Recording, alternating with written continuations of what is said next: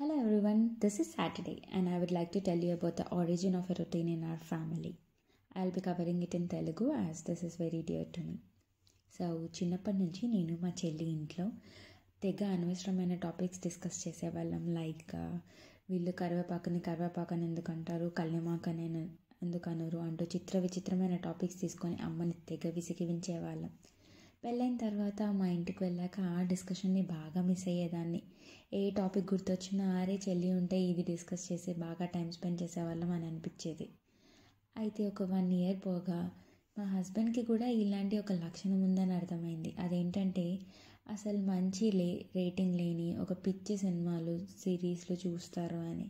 ఫస్ట్లో ఏంటి నా ఇలా చేస్తున్నారు అనుకునేదాన్ని, కానీ మెల్లిమెల్లిగా అలవాటై ఒక సాటర్డే రొటీన్లా మారిపోయింది.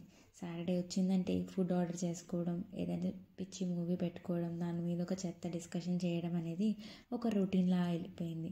అది ఎంత రొటీన్లా అయిపోయిందంటే ఏదైనా సాటర్డే మిస్ అయిపోతే ఆ వీక్ అంతా నాకు ఒక క్రేవింగ్ ఉండేది, అరే ఆ క్వాలిటీ టైం స్పెండ్ చేయలేకపోతున్నామని. సో నేను ఏం చెప్తున్నానంటే, ఎవరితో అయితే మనం చాలా క్లోజ్గా ఫీల్ అవుతామో వాళ్ళతో ఎంత అనవసరమైన టాపిక్ మాట్లాడినా కానీ మనకి రిలాక్సింగ్గానే ఉంటుంది తప్ప అరే ఇదొక టైం వేస్ట్ అన్నట్టు అసలు అనిపించదు.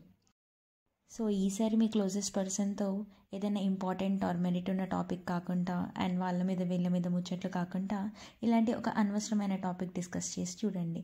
మీరు రిలాక్స్ అవుతారు, మీ రిలేషన్ కూడా స్ట్రాంగ్గా అవుతుంది అండ్ వేరే వాళ్ళ మీద ముచ్చట్లు పెట్టిన నెగిటివ్ ఎనర్జీ కూడా ఉండకుండా ఉంటుంది.